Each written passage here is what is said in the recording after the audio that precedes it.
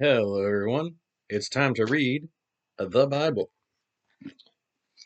February 24th, and we are picking up in Leviticus chapter 15, verse 1 through chapter 16, verse 28. And the Lord told Moses and Aaron to give the people of Israel these further instructions. Any man who has a genital discharge is ceremoniously defiled. Well, that's gnarly, dude. This applies not only while the discharge is active, but also for a time after he heals. Any bed he lies on and anything he sits on is contaminated. The funk is unreal. So anyone touching the man's bed is ceremonially defiled until evening and must wash his clothes and bathe himself. Anyone sitting on a seat that man has sat upon while defiled is himself ceremonially impure until evening and must wash his clothes and bathe himself. The same instructions apply to anyone touching him. Anyone he spits on is ceremonially impure until evening. Don't spit on people, dude. That's not cool. And must wash his clothes and bathe himself. Any saddle he rides on is defiled. Anyone touching or carrying anything else that was beneath him shall be defiled until evening, and must wash his clothes and bathe himself. If a defiled man touches anyone without first rinsing his hands, that person must wash his clothes and bathe himself, and be defiled until evening. Any earthen pot touched by the defiled man must be broken, and every wooden utensil must be rinsed in water. When the discharge stops, he shall begin a 7-day cleansing ceremony by washing his clothes and bathing in running water. On the 8th day, he shall take 2 turtle doves and 2 young pigeons and come before the Lord at the entrance to the tabernacle and give them to the priest. The priest shall sacrifice them, one for a sin offering and the other for a burnt offering. Thus the priest shall make the atonement before the Lord for the man because of his discharge. And they're trying to keep him from going full Oregon Trail. There's dysentery everywhere, man. I heard that dysentery has killed more people than basically anything else in human history. I'm kid you not. I could be wrong about that. But just people pooing themselves to death is like more than any other single disease and more than any wars and anything. I mean, I'll double check those numbers, but I heard it the other day and I would believe it. So this is to prevent the Israelites from going full Oregon Trail in the desert. Shaw, for real. Moving on.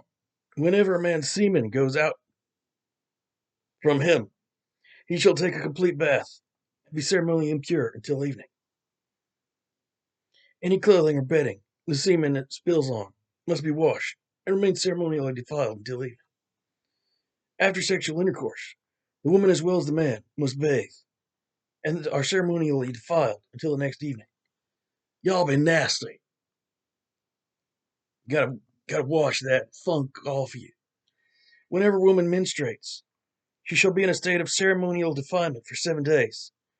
Afterwards, and during that time, anyone touching her shall be defiled until evening. Don't mess with the ladies on their period. That's just common sense, man. Anything she lies on or sits on during that time shall be defiled. Anyone touching her bed, there was another word there, or anything she sits upon, shall wash his clothes and bathe himself and be ceremonially defiled until evening.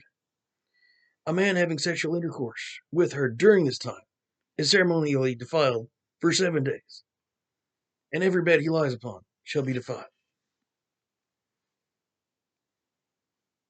If the menstrual flow continues after the normal time, or at some irregular time during the month, the same rules apply as indicated above, so that anything she lies upon during that time is defiled, just as it would be during her normal menstrual period, and everything she sits on is in a similar state of defilement. Anyone touching her bed or anything she sits on shall be defiled, and shall wash his clothes and bathe and be defiled until evening. 7 days after the menstruation stops, she is no longer ceremonially defiled. That would have been so inconvenient for one of my friends. I swear she has periods for like months at a time, and then it'll like go away for a week, and then it'll be back. I feel bad for her, I really do. She would have been so pissed all the time with these rules. On top of the normal frustrations, I'm sure. Moving on. On the 8th day, she shall take 2 turtle doves and 2 young pigeons, and bring them to the priest at the entrance of the tabernacle. And the priest shall offer one for a sin offering, and the other for a burnt offering, and make atonement for her before the Lord for her menstrual defilement. In this way, you shall cleanse the people of Israel from their defilement, lest they die because of defiling my tabernacle that is among them. God don't want no cooties all around his holy places, man. Gnarly. Just like, no, you don't get to come in here right now. There's all this about you, this funk. You're pooing out, you're pooing yourself to death, and you're spraying semen everywhere, and you're menstruating. Not all at the same time and not all the same person, but still, just no. Stay out of the temple. Stay away till you got yourself sorted out. You're nasty. I'm sorry for laughing at my own jokes. I couldn't hold it together anymore. All right. Moving on again. After Aaron's 2 sons died before the Lord said to Moses, warn your brother Aaron not to enter into the holy place behind the veil, where the ark and the place of mercy are, just whenever he chooses. The penalty for intrusion is death. For I myself am present in the clouds above the place of mercy. Here are the conditions for his entering there. He must bring a young bull for a sin offering, and a ram for a burnt offering. He must bathe himself and put on the sacred linen coat, shorts, belt, and turban. The people of Israel shall then bring him 2 male goats for their sin offering, and a ram for their burnt offering. First he shall present to the Lord the young bull as a sin offering for himself, making atonement for himself and his family. Then he shall bring the 2 goats before the Lord at the entrance of the tabernacle, and cast lots to determine which is the Lord's and which is to be sent away. The goat allotted to the Lord shall then be sacrificed by Aaron as a sin offering. The other goat shall be kept alive and placed before the Lord. The right atonement shall be performed over it, and it shall then be sent out into the desert as a scapegoat. Hey, it's the word. That's where scapegoat comes from. Seems odd that in this context the scapegoat is,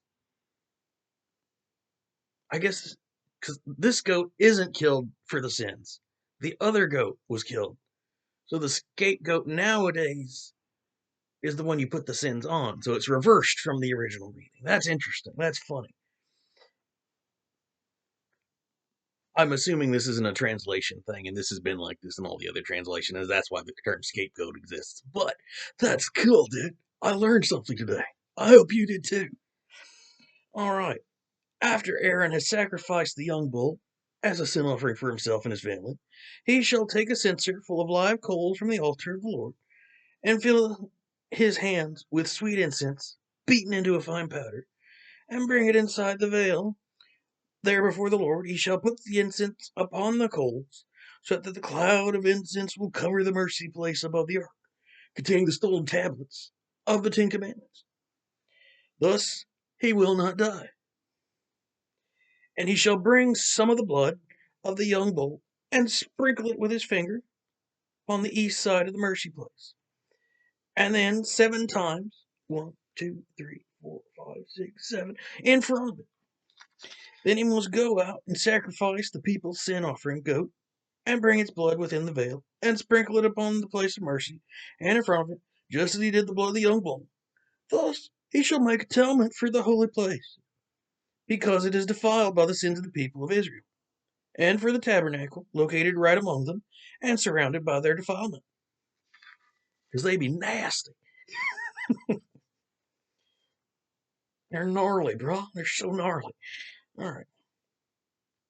Not another soul shall be inside the tabernacle when Aaron enters to make atonement in the holy place. Not until after he comes out again and has made atonement for himself and his household and for all the people of Israel.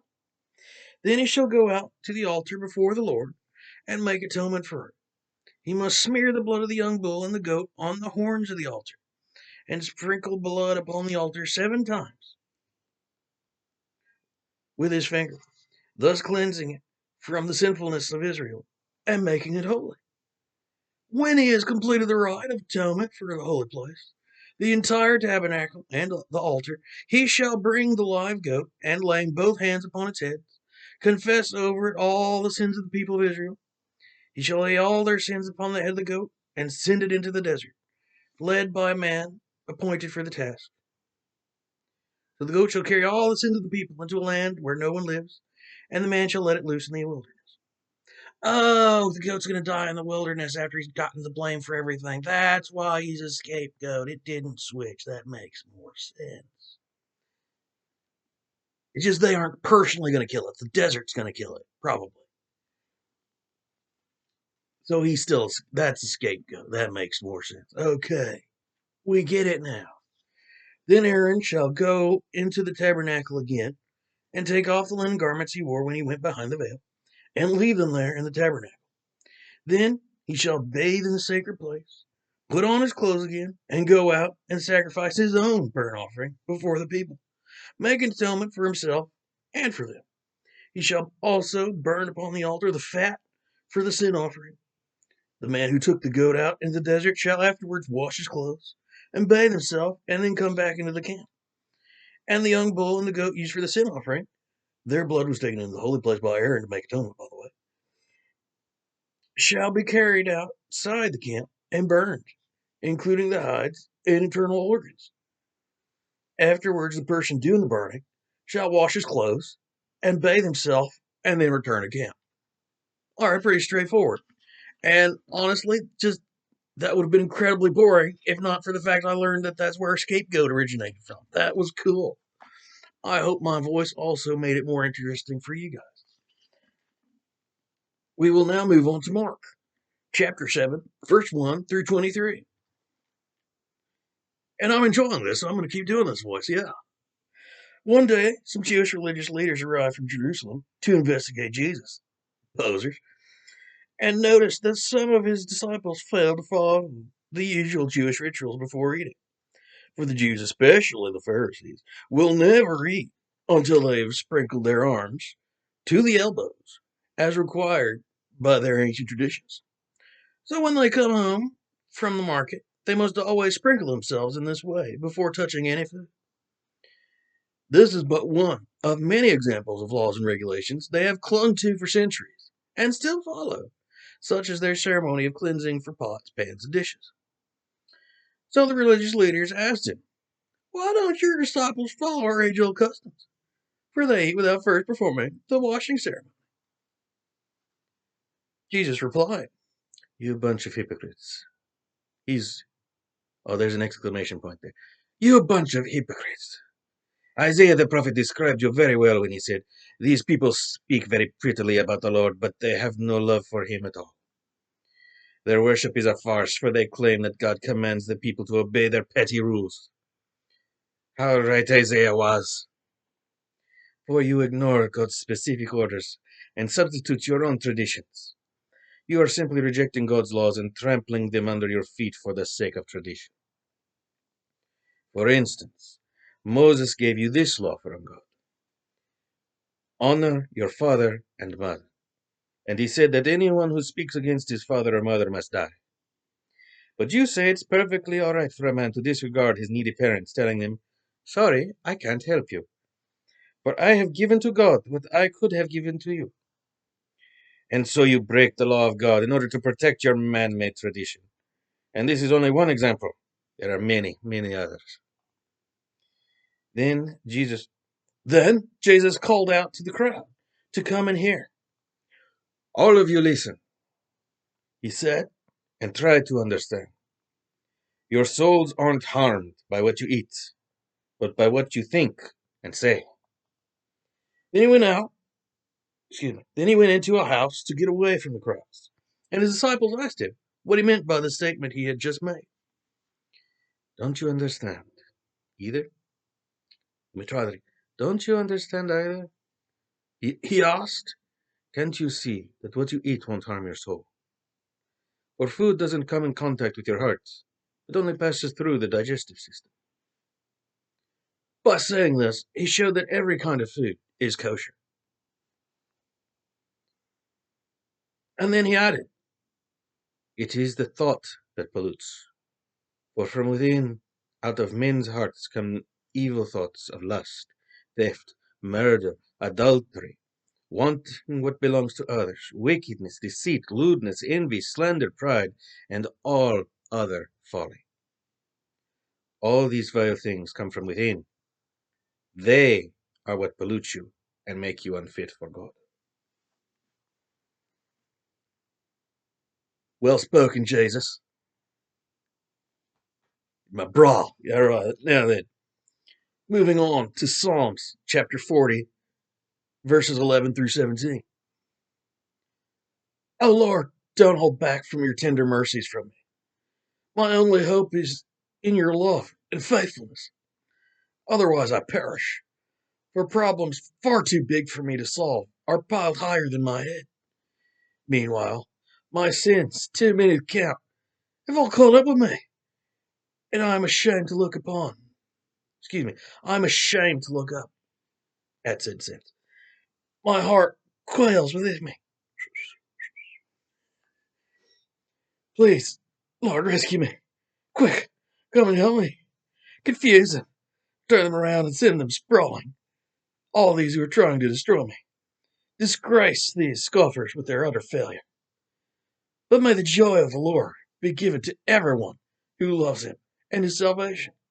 May they constantly exclaim, how great God is. I am poor and weak, yet the Lord is thinking about me right now. And you too. He's thinking about you right now. Oh my God, you are my helper. You are my Savior. Come quickly and save me. Please, don't delay. And finally, for today, we have Proverbs chapter 10, verses 13 and 14. Men with common sense are admired as counselors. Those without it are beaten as servants. Harsh but true, yeah. A wise man holds his tongue. Only a fool blurts out everything he knows. That only leads to sorrow and trouble. So know when to shut the frick up. All right, well, I hope you enjoyed this evening's reading. I know I did. Now, have a good evening, or morning, or whenever this is. I've for some reason just sauntered right over from the Valley Beacher guy into Australian, so I'm starting to get tired. So, all you blokes, go away now. With God's blessing. Good day.